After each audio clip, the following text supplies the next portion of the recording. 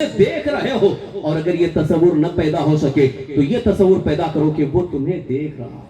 یعنی جب بندہ نماز کے اندر یہ تصور پیدا کر لیتا ہے کہ میرا مولا مجھے دیکھ رہا ہے، میرا رب مجھے دیکھ رہا ہے، اس تصور کے ساتھ جب نماز پڑھے گا یقیناً اس کی نماز میں خشوع خضوع پیدا ہوگا، اور جہاں نماز میں خشوع خضوع پیدا ہوتا ہے وہ نماز کامل ہوتی ہے، وہ نماز قابل قبول ہوتی ہے، رب کی بارگاہ میں مقبول ہوتی ہے۔ عزیزان محترم، یہی حال اور دیگر عبادات کا ہے۔ حج کا حکم بھی قرآن کریم میں آیا، اللہ تعالیٰ نے ارشاد فرمایا وَلِلَّهِ عَلَى النَّاسِ حِجُّ الْبَيْتِ مَنِ اسْتَطَاعَ إِلَيْهِ سَبِيلًا۔ اس آیت کریمہ کی روشنی میں مفسرین کرام فرماتے ہیں کہ جو شخص صاحب استطاعت ہو جائے اس کے لیے حج فرض ہے، لیکن حج کیسے ادا کیا جائے، حج کا طریقہ کیا ہوگا، احرام کیسے باندھا جائے، کہاں سے احرام باندھا جائے، احرام کی پابندیاں کیا ہیں، طواف کیسے کیا جائے، سعی کیسے کی جائے، وقوف مینا کہاں ہو، وقوف عرفہ کیسے ہو، وقوف مزدلفہ کیسے ہو۔ مناسک حج اگر آپ دیکھنا چاہیں صراحت کے ساتھ قرآن میں آپ کو کہیں نہیں ملے گا،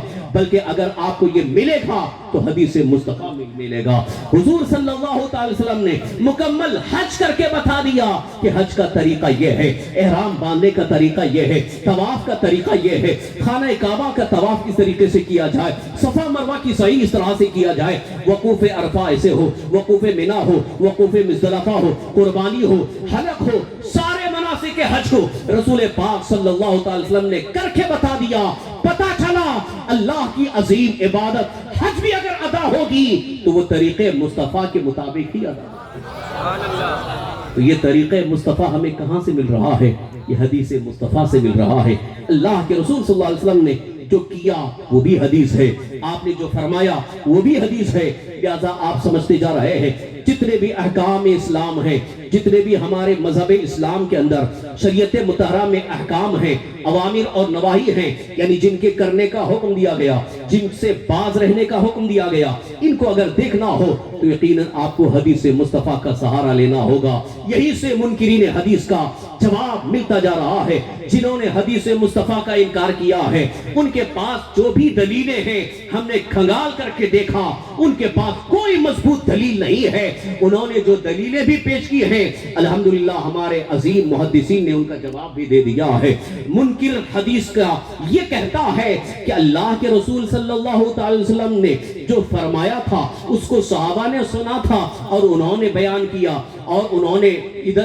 نے ان سے بیان کیا، صحابی سے تابعی نے بیان کیا، تابعی نے تبع تابعین سے بیان کیا، اس طرح یہ بیان کا سلسلہ جاری رہا، جس کی وجہ سے حدیثیں ہم تک ملی ہیں۔ ہو سکتا ہو گٹ مٹ ہو گیا ہو سکتا ہو ادھر ادھر کی باتیں اس میں شامل کر دی گئی ہو، اس لیے بعض لوگوں نے حدیث مصطفیٰ کا انکار کرنا شروع کر دیا۔ مگر قربان چھاؤ اللہ کے حبیب سرکار دو عالم صلی اللہ علیہ وسلم کی حدیثوں پر اللہ تعالیٰ نے چونکہ قرآن پاک میں یہ وعدہ فرمایا ہے اِنَّا نَحْنُ نَزَّلْنَا الذِّكْرَ وَإِنَّا لَهُ لَحَافِظُونَ، ہم نے اس ذکر کو اتارا ہے، یعنی قرآن ہم نے اتارا ہے اور اس کی حفاظت ہم ہی کرنے والے ہیں۔ تو جب قرآن کی حفاظت اللہ نے اپنے ذمہ کرم پر لے لیا ہے تو قرآن کی اصل توضیح و تشریح حدیث مصطفیٰ سے ہونے والی تھی، اس لیے اللہ نے اپنے حبیب کی حدیثوں کی حفاظت کا بھی ذمہ لیا۔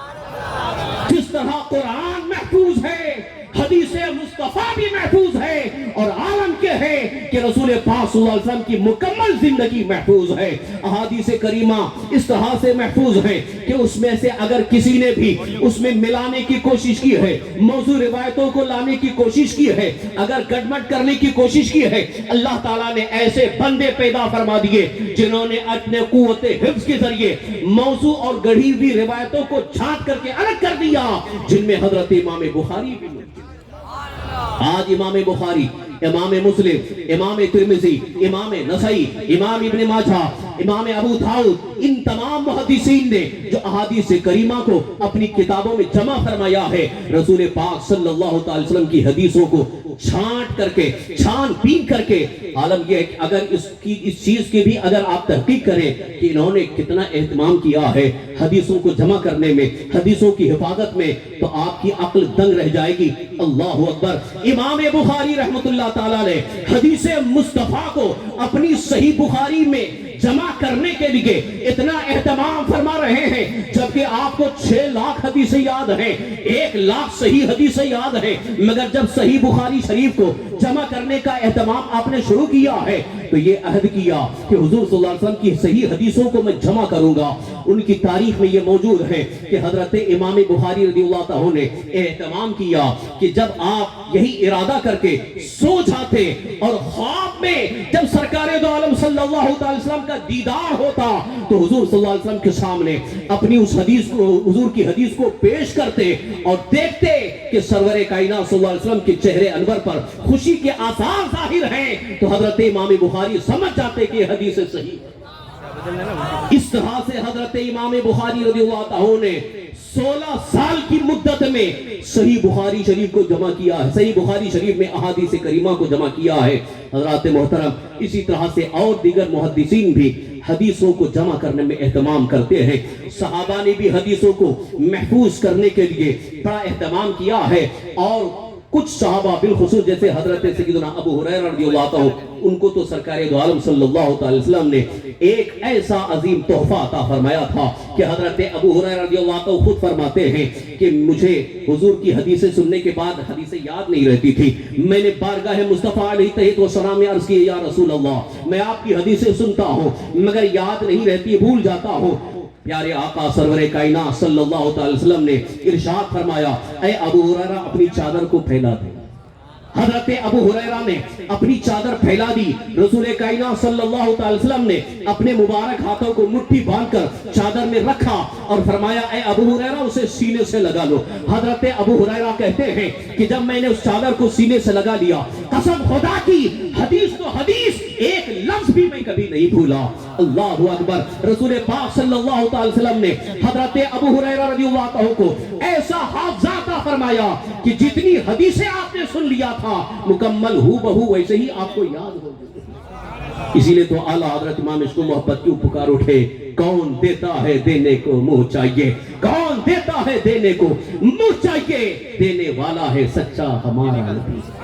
اب آخر میں یہ بات عرض کر کے میں رخصت ہونا چاہوں گا، یہ علم حدیث ایک بڑا عظیم علم ہے۔ حدیث پاک اللہ کے حبیب سرور کائنات صلی اللہ علیہ وسلم کے ارشادات، حضور صلی اللہ علیہ وسلم کی مکمل زندگی، حیات طیبہ جو حدیث پاک کی شکل میں ہمارے پاس کتابوں کے ذریعے پہنچی ہیں، موجود ہیں۔ حضرات محترم، حدیثوں کی خدمت اور حدیثوں کو یاد کرنے اور حدیثوں پر عمل کرنے کا آج ہی سے آپ عہد کر لیں کہ ہم حدیث مصطفیٰ صلی اللہ علیہ وسلم کو یاد کریں گے۔ اللہ کے حبیب سرکار دو عالم صلی اللہ علیہ وسلم کی حدیثوں کو یاد کرنے کا اہتمام کریں، یا جہاں کہیں سنی صحیح عقیدہ علماء اہل سنت حدیث پاک کا درس دے رہے ہوں، ان احادیث کریمہ میں، ان حدیث کے درسوں میں شریک ہونے کی سعادت حاصل کریں، اس لیے کہ رسول پاک صلی اللہ علیہ وسلم نے اس بندے کے لیے بڑی خاص دعا عطا فرمائی ہے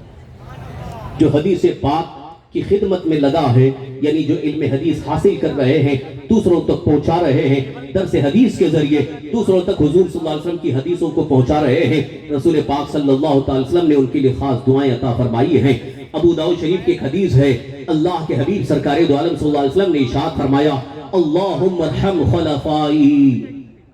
اللہم ارحم خلفائی۔ قلنا یا رسول اللہ من خلفاؤک؟ قال الذين يأتون من بعدي يرون أحاديثي ويعلمونها الناس نضر الله امرأ سمع منا حديثا فحفظه حتى يبلغه غيره۔ رسول پاک صلی اللہ علیہ وسلم ارشاد فرماتے ہیں، اے اللہ میرے جانشینوں پر رحم فرما۔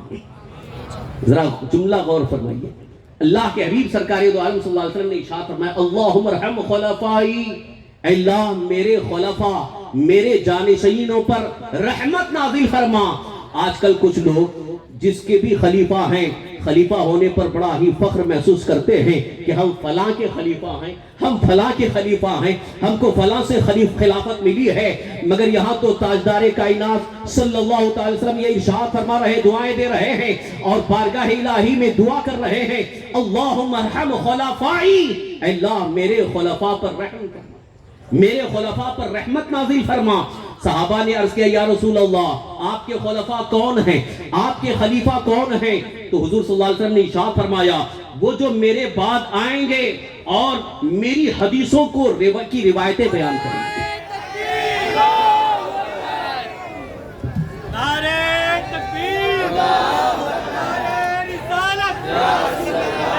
تشریف رکھیں، تشریف رکھیں۔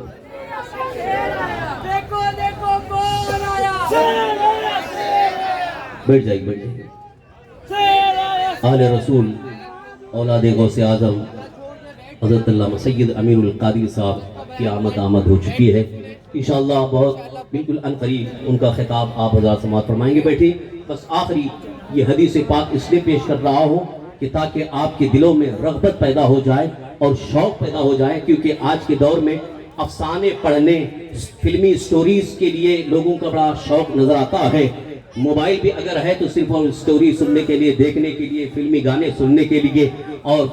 فلمیں دیکھنے کے لیے لوگ استعمال کرتے ہیں۔ میں ان سے گزارش کروں گا علماء اہل سنت کی زبانی علم حدیث کو سنیں، احادیث کریمہ کے درس کو سنیں، احادیث کریمہ پر جو گفتگو ہو رہی ہے، احادیث کریمہ کی روشنی میں جو فقہ کے احکام بیان کیے جا رہے ہیں ان کو سننے کی کوشش کریں۔ رسول پاک صلی اللہ علیہ وسلم نے ارشاد فرمایا، بارگاہ الہی میں دعا فرمائی، اللہم ارحم خلفائی، اے اللہ میرے خلفاء، میرے جانشینوں پر رحمت نازل فرما، رحمت نازل فرما۔ صحابہ نے عرض کیا یا رسول اللہ من خلفاؤ کا، آپ کے خلفاء کون ہیں، آپ کے جانشین کون ہیں؟ تو رسول اکرم صلی اللہ علیہ وسلم ارشاد فرماتے ہیں الذین یأتو من بعدی، جو میرے بعد آئیں گے،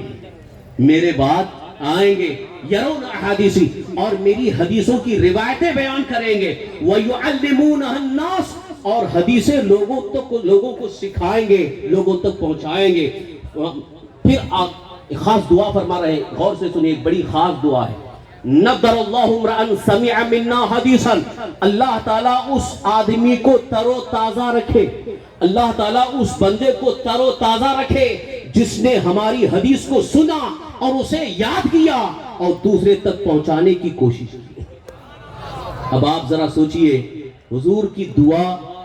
اللہ کی بارگاہ میں یقیناً قابل قبول ہوگی، لہذا جو حدیث مصطفیٰ صلی اللہ تعالی وسلم کو سنے، یاد کرے اور حدیثوں کو یاد کرنے کا اہتمام کرے، یقیناً اس کے لیے خاص دعا ہے سرکار دو عالم صلی اللہ علیہ وسلم کی کہ حضور نے فرمایا اللہ اسے تر و تازہ رکھے، یعنی وہ دنیا میں رہے گا، خوشحال رہے گا، وہ دنیا میں رہے گا، بڑی عزت و سرفرازی کے ساتھ رہے گا، بڑی کامیابی کے ساتھ ہمکنار ہوگا، اس لیے کہ دعائے مصطفیٰ ہے اور دعائے مصطفیٰ بارگاہ الہی میں یقیناً مقبول ہے۔ حضرات محترم اس حدیث پاک کو ذہن میں رکھیں، اور ایک حدیث پاک بس اس کا مفہوم عرض کر کے رخصت ہو رہا ہوں۔ رسول پاک صلی اللہ علیہ وسلم نے یہ بھی ارشاد فرمایا ہے کہ میری امت میں جو 40 حدیثیں یاد کر لیتا ہے یقیناً اس کے لیے میری شفاعت ہوگی۔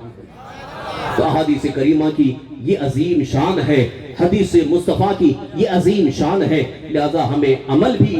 شریعت مطہرہ کے احکام پر کرنا ہوتا ہے تو حدیث مصطفیٰ کی بے حد ضرورت ہے، اور حدیث مصطفیٰ ہی کی روشنی میں شریعت مصطفیٰ کے احکام کی توضیح و تشریح ہوتی ہے۔ اب اس میں جو کچھ بھی خرابیاں پیدا ہو سکتی تھی یا احادیث کریمہ کے اندر جو کچھ بھی خلل پیدا کیا جا سکتا تھا، الحمدللہ اللہ تعالیٰ نے ایسے مجددین، ایسے مصنفین، ایسے